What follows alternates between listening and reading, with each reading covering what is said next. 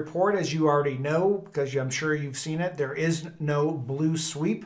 My concern at the beginning of this election was that the Democrats would take both the House, the Senate, and the presidency, and Biden would then initiate these draconian tax sweeps and complete overhaul of the tax code and throw all of us into a massive depression. And the good news is, I think at this point, at least at the time of this broadcast, it's pretty conclusive, even though there might be some lawsuits and there might be some absolute overturn, but I doubt it. Biden will get the presidency. The Democrats will hold the House, but the Senate will hold, the Republicans will hold the Senate. Now, there are a couple exceptions to this. A couple of the holdout states have a couple runoffs. It looks like even if those, and again, we have no guarantees, but at this point, it'd be a high probability that the Democrats would overtake the House, the Senate. So with that in mind, I have now created version 5 of our economic mapping.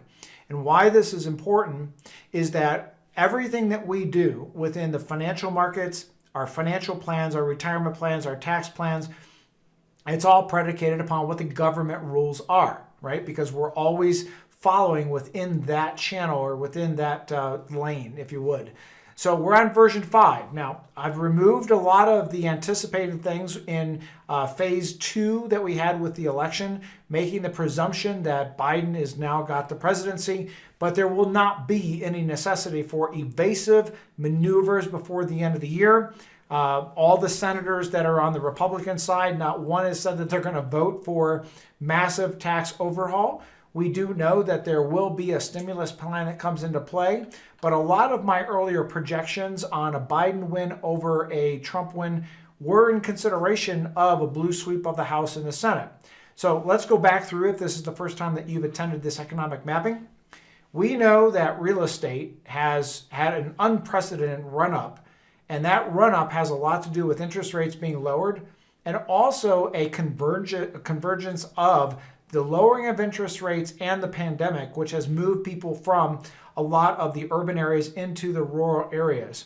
So all real estate has not gone up, but as a whole, suburban and rural areas have gone up, whereas many of the concentrated urban areas have gone down. San Francisco, Chicago, Miami, New York City, Los Angeles, etc. So what we are anticipating fully, and I am so cautious of the real estate industry and their opinion that this 8.4 million mortgages that are in forbearance will not have any bearing on the real estate market. I want to bring you back a little bit in history, back to 2006, 2007. It was the same real estate industry, the same real estate experts that told everybody there was absolutely no way that the real estate market would ever crash. Now, I was one of the very few people, and I took a lot of heat for it, that rung the bell that said, this doesn't make sense. How can you lend $1 million to a guy making $30,000 a year? He'll never be able to continue that mortgage. And that system imploded, the real estate market. And it took 10 years for it to recover. I'm seeing the same items line up again, which is why I'm saying that if you have high-priced real estate, not a bad time to sell and maybe sit on the sidelines for a year. That's exactly what we're doing. And because, again, in the recession, if we look at the numbers, there was 1.6 million mortgages that were foreclosed upon. Right now, there are 8.4 million mortgages in forbearance. Now, we know that not all of those forbearance mortgages are going to be foreclosed upon, but a lot of them will. We don't know if it's going to be with 1.6 million, but we're estimating 1.5 to 2 million will be foreclosed upon. Pushing that kind of supply into a diminishing demand is going to lower prices, no matter where you live. Now, again, you might be able to set yourself up and and get ready. We'll talk about that a little bit, about getting a reverse mortgage, maybe putting some cash aside, getting pre-approved for a mortgage. And I will tell you this, just under my own situation of refinancing, we're now 6 months into a refinance, and we applied to 7 different companies. And it's really unfortunate that Most of these companies are not hiring anybody with any competency to understand anything past a W-2. And we're 6 months in and still nothing. And so if you're going to refinance, or you're going to pull some money out, or you're going to get pre-approval, if we're estimating that this opportunity is probably going to start opening up in June, July of next year, now would be the time to get that started. Get your applications into these mortgage companies and see if you can get some pre-approvals or pull some money out of your existing house. Now, again, we do not anticipate that the mortgage debacle is going to take as long to recovery as it did in 2008. We're actually anticipating a much shorter recovery. And one of the reasons is back in 2008, a lot of that crash had to do with regulations, the banking system. It had a ripple effect. What's happening now is the banks are shoring up their balance sheets. They're actually lending under completely different constraints.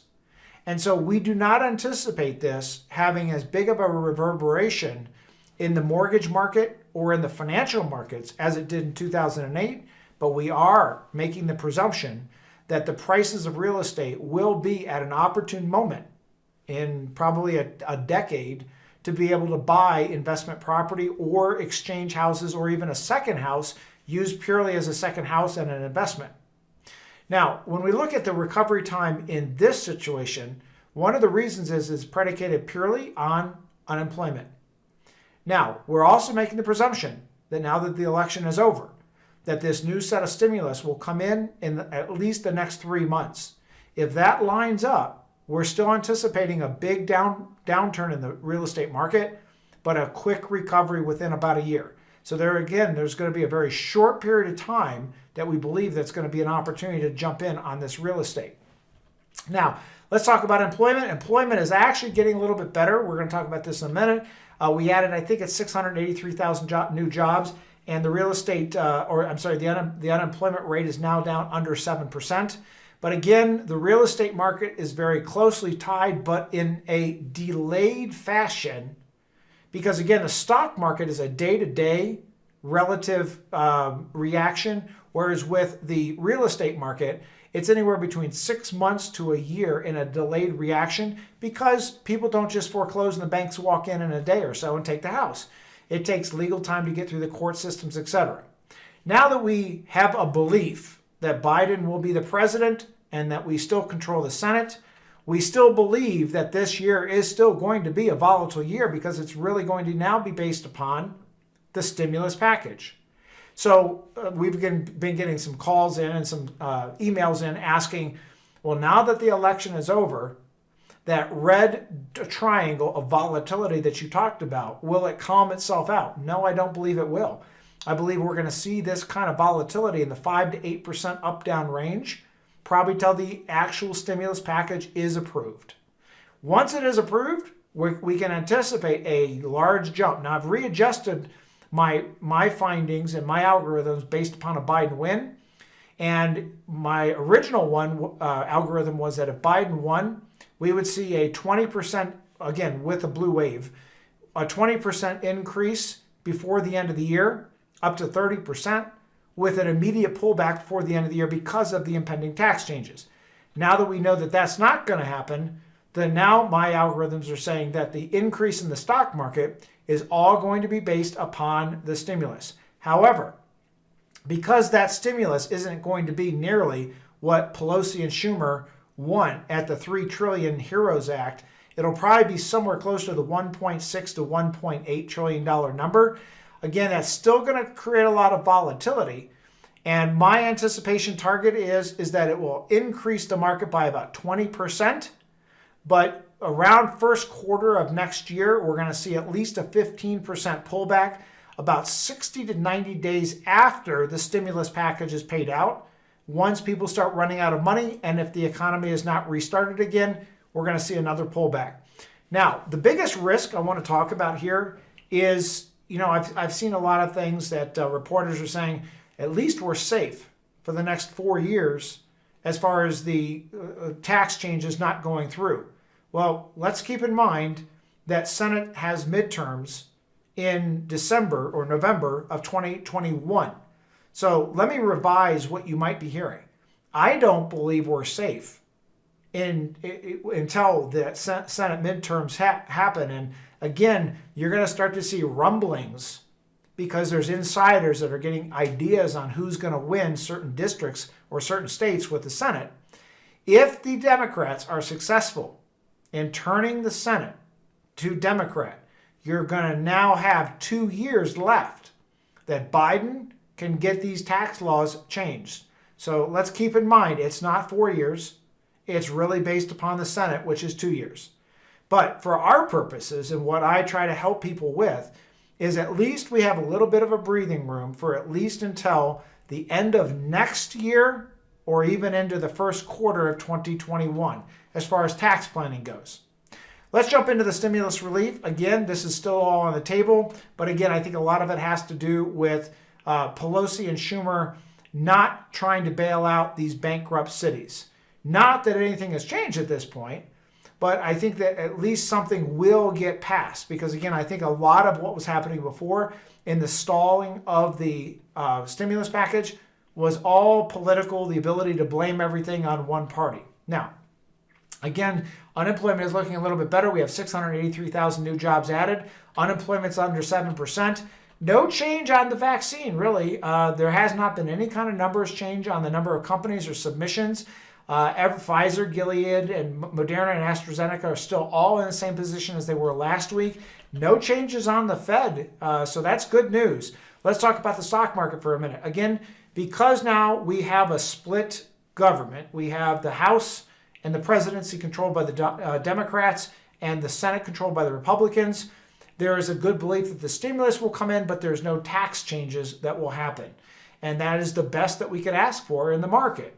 And so now we see this week alone, we've gone up over 7%. And so actually 8% for this week. And that puts us at about 7.3% year to date on the S&P 500. Well, we've revised a lot of the actions to take. Number one, I still believe that you cannot hold on to broad-based markets. It has to be better defined into where the money is flowing to. We refer to that as the new paradigm, the paradigm shift portfolio. Again, I'm still suggesting that a sale in real estate right now is a great idea. We know that Chairman Powell has at least 14 months now left. So there's at least the ability to move from any kind of intermediate or long-term bonds into TIPS because of the inflationary strategy.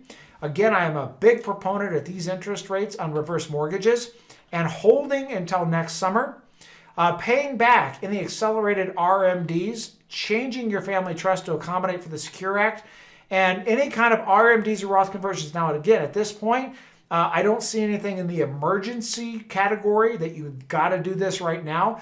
The math that we're using for our clients is going to be the same math as what we were using with Trump because we do not anticipate any draconian tax changes. Analyze your annuities for ability to fight inflation. And with that in mind, I'd like to just bring you to our YouTube page. We do have two brands. One is the H&H brand, and that's where we work with clients directly one-on-one. We also have the Wiser brand, which is a do-it-yourself portal. And both of those brands have this Friday afternoon broadcast on it. So you could either Google, just say YouTube channel H&H Retirement or YouTube channel Wiser Retire. And either channel, you're going to get this little pop-up screen you see in front of you here. All you have to do is click on the red subscribe button, and then as soon as these videos are produced and rendered, YouTube will let you know it's available. So this way, if you can't catch it on a Friday afternoon at 4 o'clock Pacific time, you can tune into it at any time that you want. And lastly, if you've got any questions, give our office a call. It's 844-702-1040. Again, 844-702-1040. Have a great weekend.